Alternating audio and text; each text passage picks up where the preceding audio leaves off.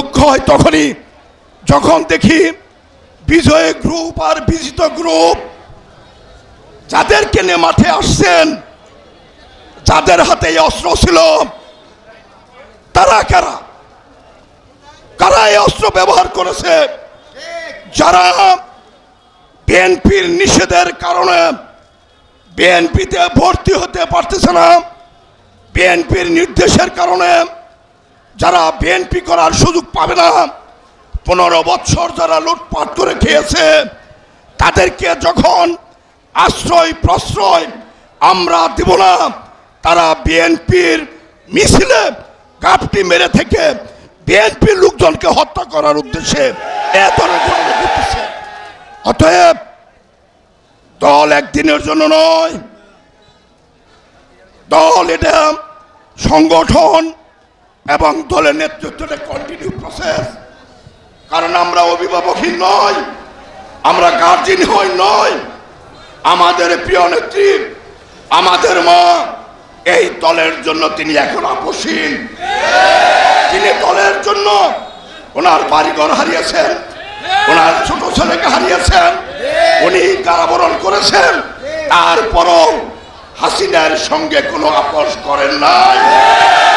আর আমরা আগামী নির্বাচন সামনে যাদেরকে নিয়ে আমরা বিগত আন্দোলনে ছিলাম, যারা বিএনপিকে ব্যবহার করে ওই জাতীয় পতাকা গাড়িতে লাগার সুযোগ হয়েছিল, তারা যেখানে বিএনপিকে ষড়যন্ত্র করে আর আমরা সেখানে পদ পদবি নিয়ে আমরা রাস্তায় মারামারি করি।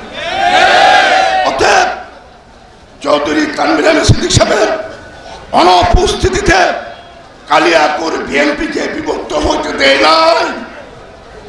আমার ঘোষিত সভাপতি কাজী সাইদুল আলম বাবুর নেতৃত্বে হেলালুদ্দিন উপজেলা নির্বাচন আমি ঝান্ডা তুলে ধরেছি।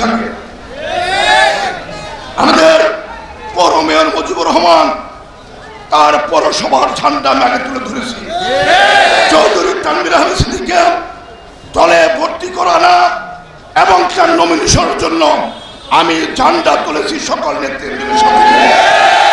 আর একটা কমিটি করার আগে কালিয়াকৈরের 3 জন কেন্দ্রীয় কমিটির সদস্য, কালিয়াকৈরের অনেক সিনিয়র নেতৃবৃন্দ যারা একাধিকবার বিএনপির সভাপতি ছিল, একাধিকবার বিএনপির সেক্রেটারি ছিল, বিএনপি করতে করতে যারা বয়স হয়ে গেছে, এটা আলোচনার ভিত্তিতে যদি এই কমিটি করা যেত অথবা সংশোধনী করা যেত, আমি মনে করি সেই কমিটির উপর ভর করে আগামী দিনে যে কোনো বৈতরণী পার আমরা করতে পারতাম।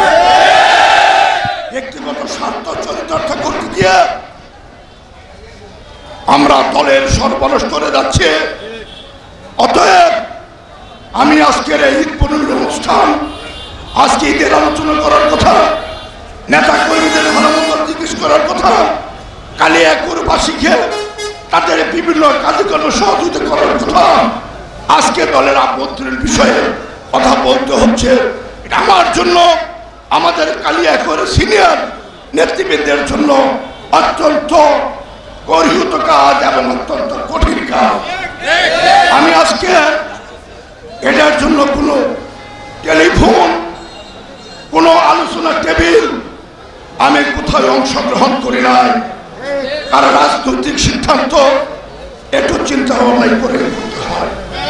আমি আহ্বান করতে চাই, আমাদের কেন্দ্রীয় কমিটি রয়েছেন, সর্বোপরি আমাদের দলের ভারপ্রাপ্ত চেয়ারম্যান জনাব তারেক রহমান লন্ডন থেকে বাংলাদেশের প্রতিটি ওয়ার্ড, প্রতিটা ইউনিয়ন, প্রতিটি থানা, প্রতিটি জেলা, প্রত্যেকটা নেতৃবৃন্দের সম্পর্কে তিনি জানেন।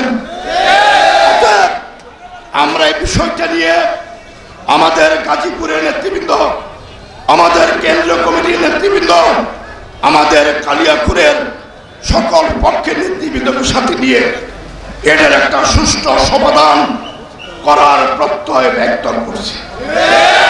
আগামী 15 দিনের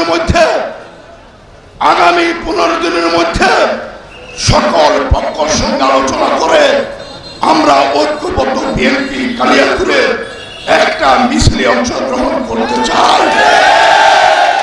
সেই ঐক্যবদ্ধ মিছিলে কারো যদি দুর্ভাগ্য থাকে সে তাকে হয়তো পাবো না, কিন্তু আমার বিশ্বাস দল করলে দলের আদর্শ দলের সিদ্ধান্ত মানতেই হবে।